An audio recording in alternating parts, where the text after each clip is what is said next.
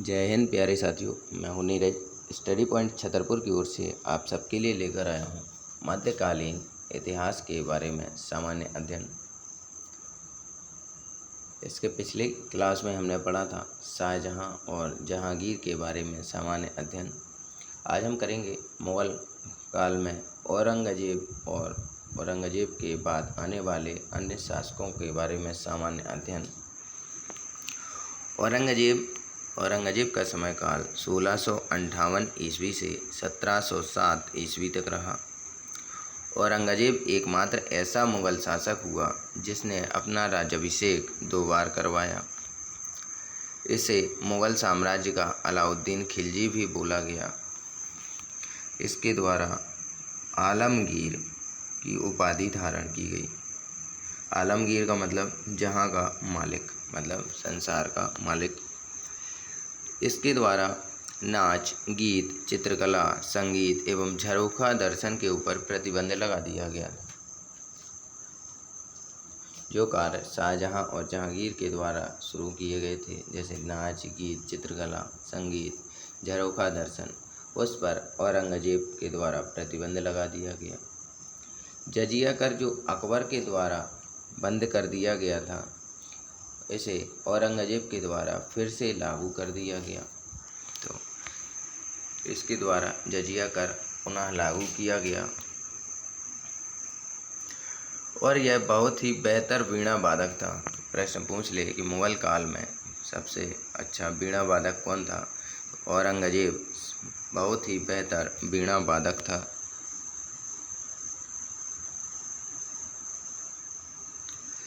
औरंगजेब के द्वारा गोलकोंडा जो कर्नाटक में है और बीजापुर विजयपुरा को भी जीता गया था।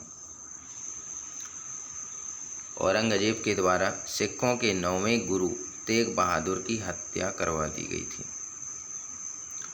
औरंगजेब द्वारा मराठों को अधिक से अधिक संख्या में मनसब भी दिए गए।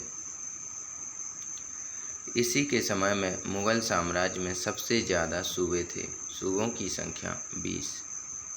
हमने अकबर के समय काल में पढ़ा था कि अकबर के समय काल में 12 सूबे हुआ करते थे, जो आगे चलकर औरंगजेब के समय में 20 सूबे हो गए थे।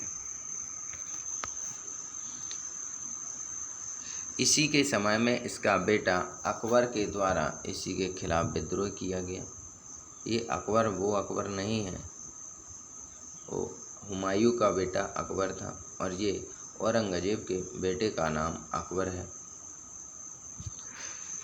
अकबर का विद्रोह दबाने हेतु ये दक्कन गया और इसकी हत्या मराठा के द्वारा औरंगाबाद में कर दी गई।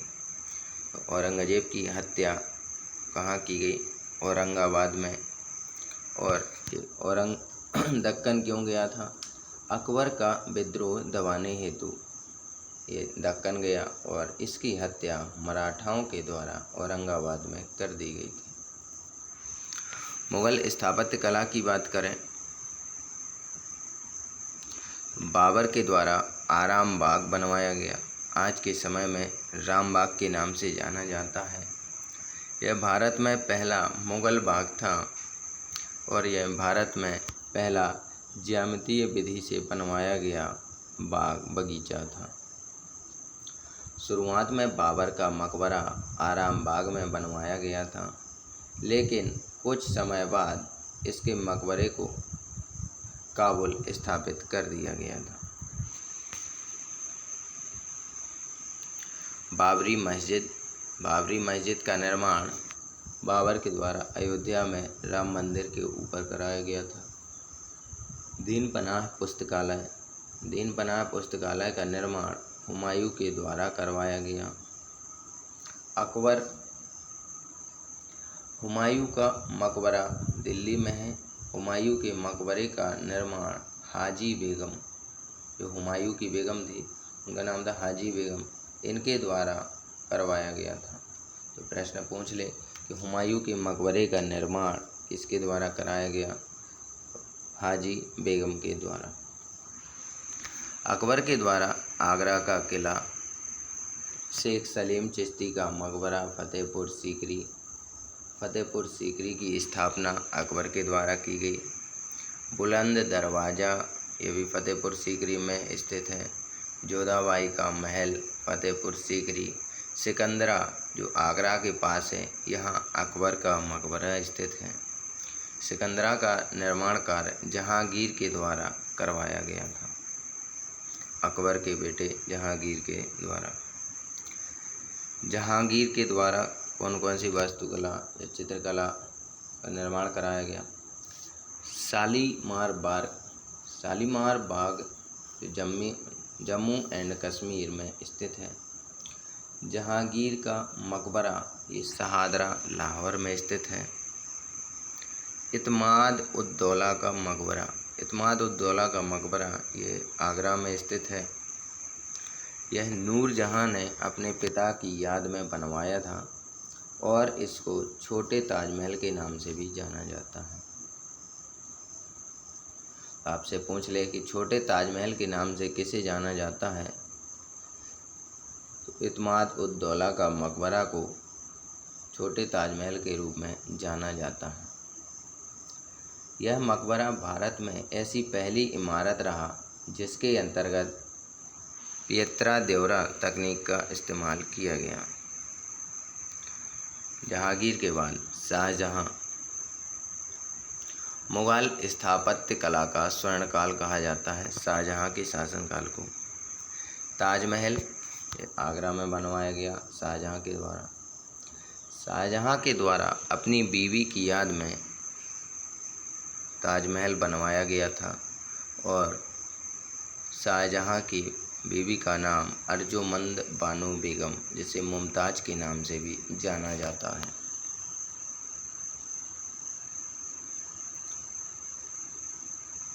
ताजमहल के दो मुख्य आर्किटेक्ट थे, उस्ताद ईसा खां और उस्ताद अहमद लाहौरी। बार बार परीक्षाओं में उस्ताद अहमद लाहौरी से प्रश्न बनता है।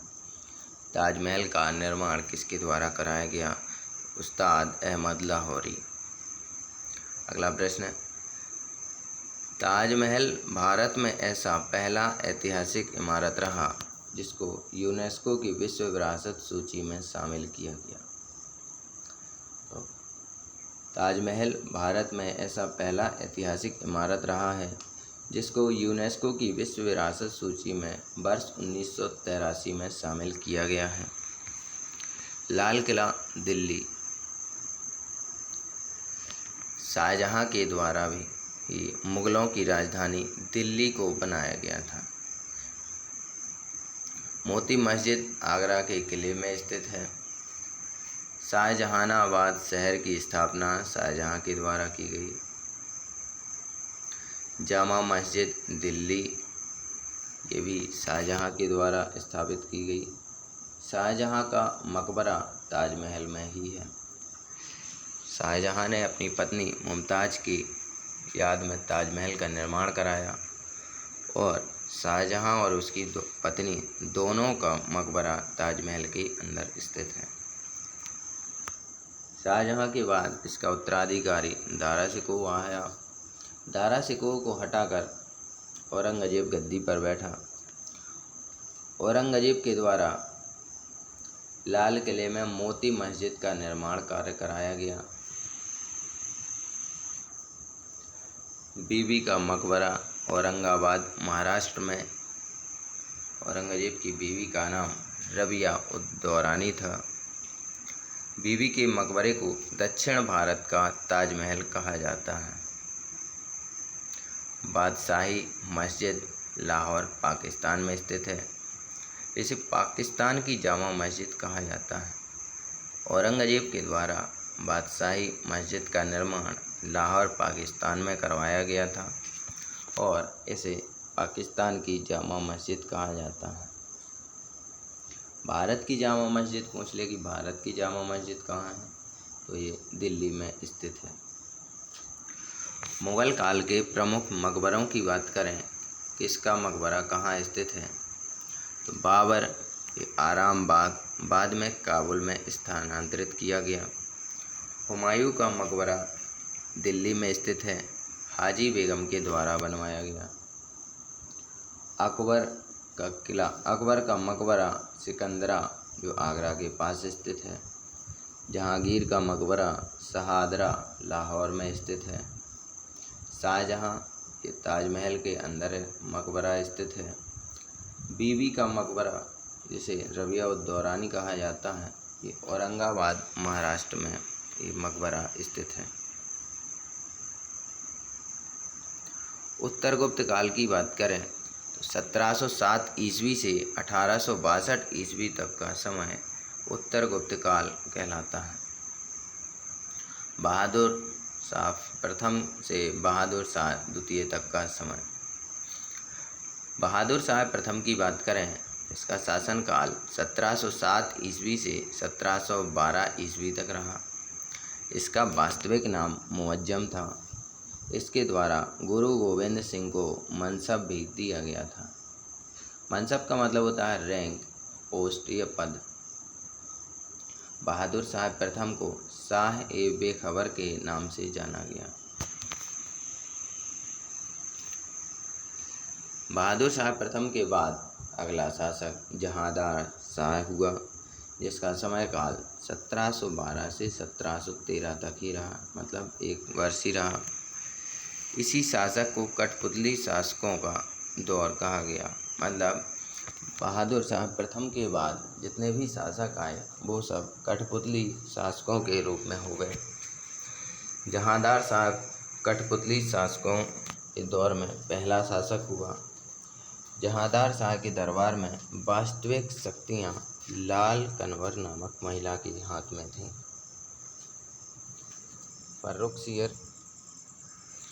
फर्रुखसियर का शासनकाल 1713 ईस्वी से 1719 ईस्वी तक रहा।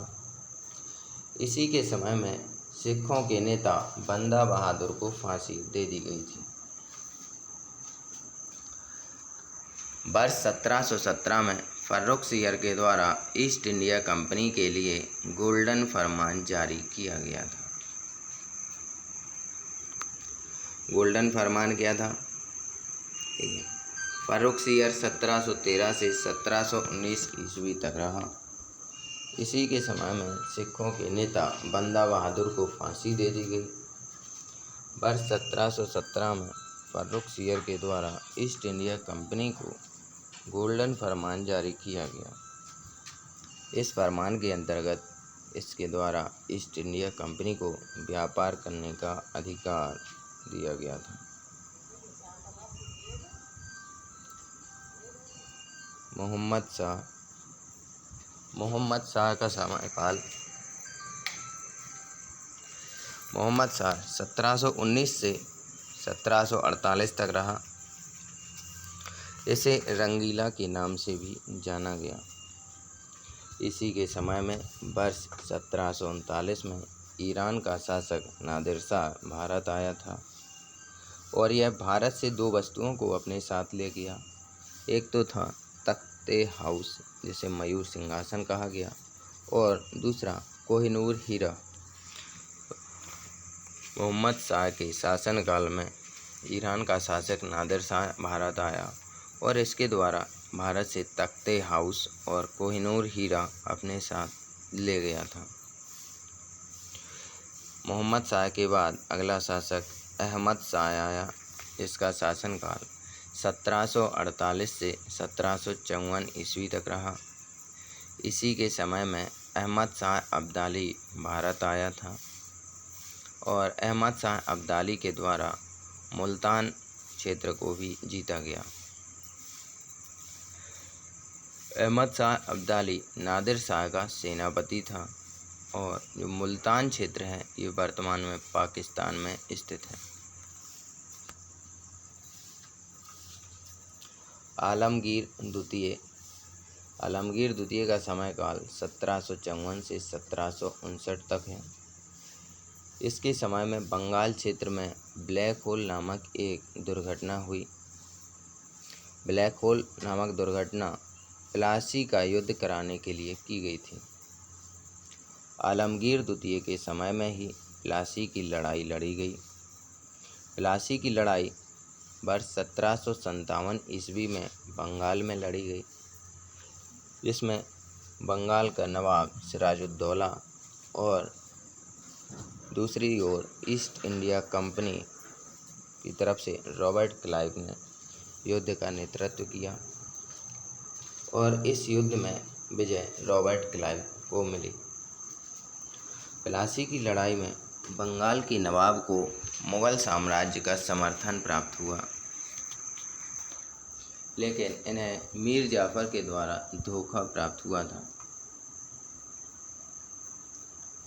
प्लासी के युद्ध में बंगाल का जो नवाब था सिराजुद्दौला, इसे मुगल साम्राज्य का समर्थन तो प्राप्त हुआ, लेकिन इसे मीर जाफर के द्वारा धोखा दिया गया। प्लासी की लड़ाई के बाद मीर जाफर को नए बंगाल के तौर पर नियुक्त किया गया था। नए बंगाल के तौर पर नियुक्त करना मतलब बंगाल का नवाब बनाना। शाह आलम द्वितीय 1759 ईस्वी से 1806 ईस्वी तक। शाह आलम सेकंड के समय में दो महत्वपूर्ण लड़ाइयाँ लड़ी गईं। पानीपत का तृतीय युद्ध या पानीपत की तीसरी लड़ाई वर्ष 1761 में।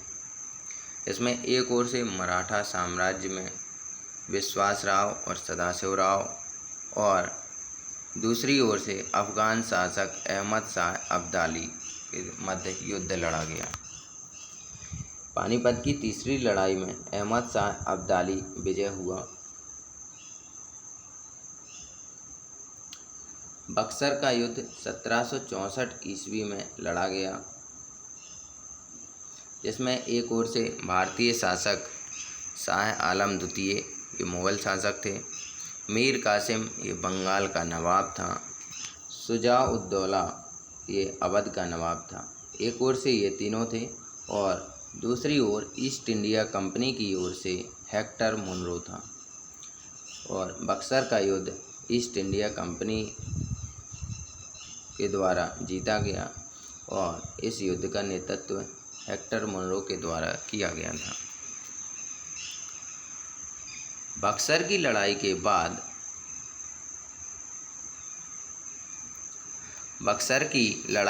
बाद वर्ष 1765 में इलाहाबाद का समझौता हुआ। इस समझौते के अंतर्गत ईस्ट इंडिया कंपनी को बिहार, बंगाल एवं उड़ीसा के दीवानी अधिकार दे दिए गए थे। दीवानी अधिकार का मतलब होता था कि जो भू राजस्व इकट्ठा पहले बंगाल, बिहार और उड़ीसा के शासक किया करते थे, अब इन तीनों क्षेत्रों में दीवानी अधिकार ईस्ट इंडिया कंपनी के हाथों में चले गए थे। मतलब जो टैक्स वगैरह वसूला जाता था वो ईस्ट इंडिया कंपनी के अधिकार क्षेत्र में आ गया। अकबर द्वितीय का समयकाल 1806 ईस्वी से 1837 ईस्वी तक रहा।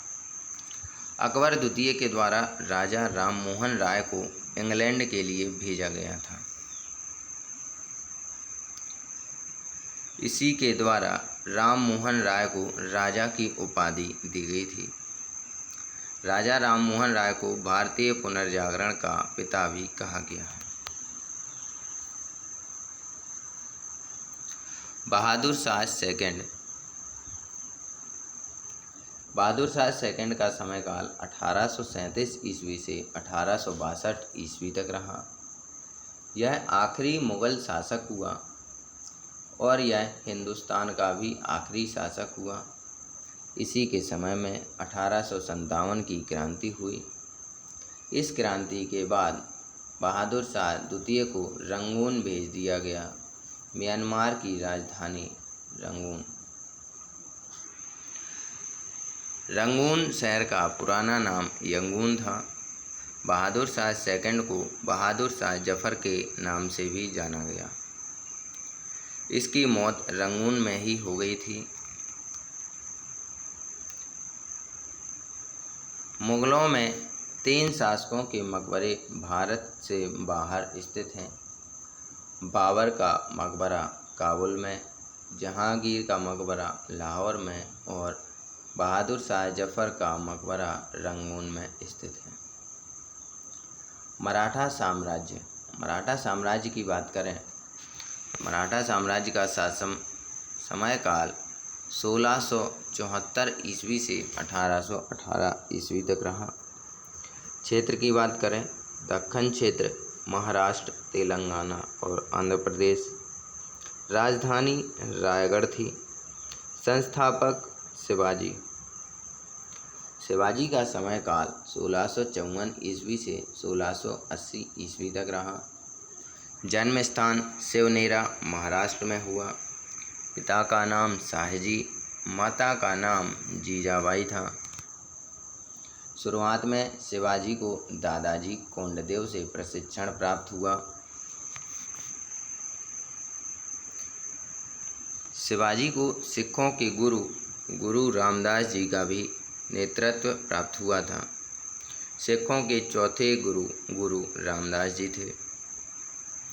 वर्ष 1657 में शिवाजी के द्वारा बीजापुर को भी जीता गया था, जो वर्तमान में कर्नाटक राज्य में स्थित है और नया नाम विजयपुरा हो गया है।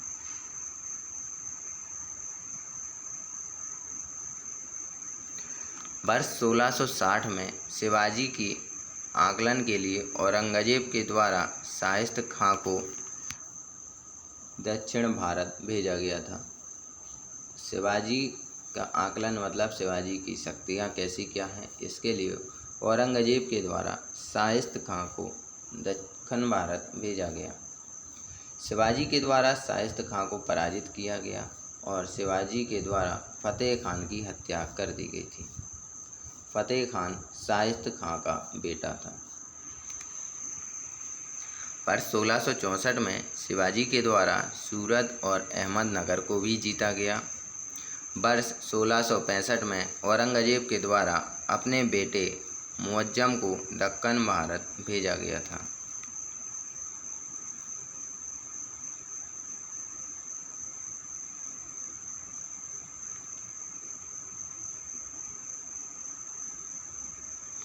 मुअज्जम को भी शिवाजी के द्वारा हार का सामना करना पड़ा। 1665 ईस्वी में औरंगजेब के द्वारा राजा जयसिंह को शिवाजी को पराजित करने के लिए भेजा गया। तो औरंगजेब के द्वारा वर्ष 1665 में राजा जयसिंह को शिवाजी को पराजित करने के लिए भेजा गया था। राजा जयसिंह के द्वारा शिवाजी को पराजित भी किया गया। इसी वर्ष शिवाजी के द्वारा मुगलों के साथ पुरंदर की संधि की गई। पुरंदर की संधि 1665 ईस्वी में। पुरंदर की संधि मुगल और शिवाजी के बीच हुई, जिसमें कुल 35 किलों में से 23 किले शिवाजी के द्वारा मुगलों को दे दिए गए थे। इस संधि के अनुसार शिवाजी के द्वारा 23 किले मुगलों को दे दिए गए थे। इस समझौते के अंतर्गत शिवाजी आगरा में औरंगजेब से भी मिलने के लिए तैयार हुआ और शिवाजी 1666 में आगरा गए, लेकिन औरंगजेब के द्वारा उनका अपमान किया गया। वर्ष 1670 में शिवाजी के द्वारा सूरत को फिर से जीता गया और 1674 में शिवाजी का राज्याभिषेक रायगढ़ महाराष्ट्र में फिर से हुआ। तो पूछ ले कि सूरत को फिर से कब जीता गया, तो वर्ष 1670 में शिवाजी के द्वारा सूरत को फिर से जीता गया और 1674 ईस्वी में शिवाजी का राज्याभिषेक रायगढ़ नामक स्थान पर महाराष्ट्र में हुआ। शिवाजी के द्वारा छत्रपति की उपाधि धारण की गई थी। शिवाजी के द्वारा हिंदू धर्म उद्धारक की उपाधि भी धारण की गई। शिवाजी के द्वारा 1674 ईस्वी में ही मराठा साम्राज्य की स्थापना की गई थी। 1676 ईस्वी में शिवाजी के द्वारा बेल्लूर और जिंजी को भी जीता गया, जो वर्तमान में तमिलनाडु राज्य के अंतर्गत आते हैं। वर्ष 1680 में शिवाजी की मौत रायगढ़ नामक स्थान पर हो गई थी। संभाजी की बात करें तो संभाजी का সময়काल 1680 से 1689 ईस्वी तक है।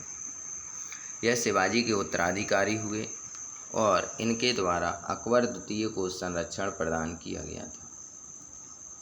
औरंगजेब के द्वारा इन्हें फांसी दे दी गई थी। संभाजी को इसके द्वारा फांसी दी गई, औरंगजेब के द्वारा। अगला शासक राजा राम हुए। राजा राम 1689 ईस्वी से 1700 ईस्वी तक रहे। राजा राम संभाजी के सौतेले भाई थे और इन्होंने अपनी राजधानी रायगढ़ से जिंजी को बनाया था। राजा राम की मृत्यु के बाद इसका बेटा शिवाजी द्वितीय अगला शासक बना और ताराबाई को शिवाजी द्वितीय का संरक्षिका के तौर पर नियुक्त किया गया। ये शिवाजी द्वितीय की मां थी ताराबाई, इन्हें ही अपने बेटे की संरक्षिका के तौर पर नियुक्त किया गया। मराठाओं का दूसरा चरण 1707 ईस्वी से 1818 ईस्वी तक। 1707 ईस्वी में महाराष्ट्र खेद के युद्ध में साहूजी के द्वारा ताराबाई को हराया गया। 1708 ईस्वी में साहूजी का राज्याभिषेक सतारा महाराष्ट्र नामक स्थान पर हुआ। साहूजी के समय में ही पेशवाई काल की शुरुआत की गई। साहूजी का समयकाल 1707 ईस्वी से 1749 ईस्वी तक रहा। पेशवा का पद वंशानुगत था। साम्राज्य का वास्तविक अध्यक्ष पेशवा हुआ करता था। पहले पेशवा बालाजी विश्वनाथ 1713 से 1720 ईस्वी तक रहे। दूसरे पेशवा बाजीराव प्रथम 1720 से 1740 ईस्वी तक रहे। तीसरे पेशवा बालाजी बाजीराव ये 1740 से 1761 ईस्वी तक रहे। चौथे पेशवा माधवराव 1761 से 1772 ईस्वी तक शासन रहा। पांचवें पेशवा नारायण राव 1772 से 1773 ईस्वी तक। छठवें पेशवा स्वामी माधवराव ये 1773 से 1776 तक रहे। सातवें एवं अंतिम पेशवा बाजीराव द्वितीय ये 1776 से 1818 तक इनका शासनकाल रहा। बालाजी विश्वनाथ यह मराठा साम्राज्य में पहले पेशवा थे और इनके द्वारा भू राजस्व के तौर पर 2 कर इकट्ठे किए गए थे, जिसे चौथ और सरदेशमुखी कहा जाता था। चौथ का मतलब होता है कि कुल उत्पादन का 1/4 भाग या फिर 25% भाग। सरदेशमुखी का मतलब होता था 10% अतिरिक्त कर। बाजीराव प्रथम मराठा साम्राज्य में दूसरे पेशवा थे। इन्हीं के समय में मराठा साम्राज्य का विस्तार सबसे ज़्यादा हुआ। बाजीराव प्रथम गुरिल्ला युद्ध पद्धति में निपुण थे। गुरिल्ला युद्ध पद्धति का मतलब होता था छापा मार युद्ध। इसमें शिवाजी और बाजीराव निपुण थे। बाजीराव के द्वारा पूरे जीवन काल में 41 युद्ध जीते गए और इसने सभी युद्धों को जीता था। इसी के समय में बहुत से मराठा खानदान भारत के अलग अलग क्षेत्रों में स्थापित हुए, जैसे गायकवाड़ परिवार ये बड़ौदा गुजरात में, भोसले परिवार नागपुर, होलकर इंदौर में स्थापित हुआ, सिंधिया ग्वालियर और पेशवा पुणे में। वर्ष 1728 ईस्वी में बाजीराव के द्वारा बुंदेलखंड और गुजरात को भी जीता गया और 1737 ईस्वी में दिल्ली के ऊपर भी हमला किया गया था। 1728 में बाजीराव के द्वारा बुंदेलखंड और गुजरात को भी जीता गया और 1737 में दिल्ली के ऊपर भी हमला किया गया था।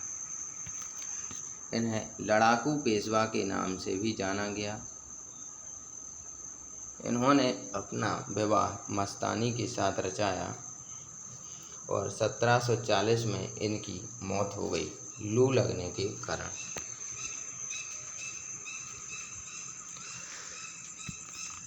बाजीराव के बाद अगला शासक बालाजी बाजीराव हुए, जो 1741 ईस्वी से 1740 से 1761 ईस्वी तक शासनकाल रहा। इन्हें नाना साहेब के नाम से जाना गया। इसी के समय में साहू जी की मौत हो गई और पूरा मराठा साम्राज्य नाना साहेब के द्वारा संभाला गया। इन्होंने मुगल साम्राज्य के साथ एक समझौता किया। इस समझौते के अंतर्गत मराठा के द्वारा बाहरी आक्रमण और आंतरिक विद्रोह से मुगलों को बचाने की बात तय हुई। नाना साहेब के समय में ही पानीपत की तीसरी लड़ाई लड़ी गई। इसी युद्ध में अहमद शाह अब्दाली के द्वारा मराठाओं को पराजित किया गया और इसी युद्ध के बाद ही नाना साहेब की मृत्यु हो गई थी। यह मराठा साम्राज्य में आखिरी शक्तिशाली पेशवा हुए। आंग्ल मराठा युद्ध की बात करें तो प्रथम आंग्ल मराठा युद्ध 1775 ईस्वी में पुणे में हुआ, जिसमें मराठा साम्राज्य की ओर से रघुनाथ राव और ईस्ट इंडिया कंपनी की ओर से वारेन हेस्टिंग ने नेतृत्व किया। ये युद्ध 6 वर्ष तक चला, 1775 ईस्वी से 1782 ईस्वी तक। द्वितीय आंग्ल मराठा युद्ध 1803 ईस्वी से 1806 ईस्वी तक चला। ये दौलत राव सिंधिया मराठा और Lord Wellesley east India Company के मध्य। तृतीय आंग्ल मराठा युद्ध की बात करें तो 1817 ईस्वी से 1818 ईस्वी। पिंडारी और बाजीराव द्वितीय मराठा और Francis Hastings East India Company के मध्य ये युद्ध लड़ा गया था। इन तीनों आंग्ल मराठा युद्ध में ईस्ट इंडिया कंपनी के द्वारा मराठा साम्राज्य को हराया गया। पहले आंग्ल मराठा युद्ध के बाद 2 संधियों के ऊपर हस्ताक्षर किए गए। बड़गांव की संधि महाराष्ट्र, सालवाई की संधि मध्य प्रदेश। दूसरे आंग्ल मराठा युद्ध के बाद बेसिन की संधि की गई। तीसरे युद्ध के बाद पिंडारी के नाम से समझौता किया गया, इसलिए तीसरे युद्ध को पिंडारी के युद्ध के नाम से भी जाना गया।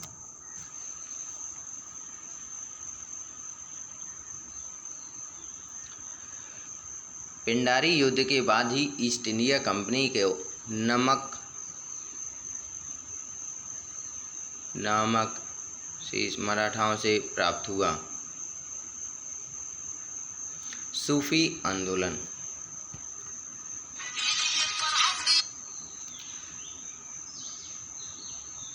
सूफी आंदोलन को हम करेंगे अगली क्लास में। आज की क्लास हम यहीं तक रखते हैं। आशा करते हैं कि आपको ये वीडियो पसंद आई होगी। हमारे चैनल को लाइक, शेयर, सब्सक्राइब ज़रूर करें और अपने दोस्तों को शेयर करना ना भूलें।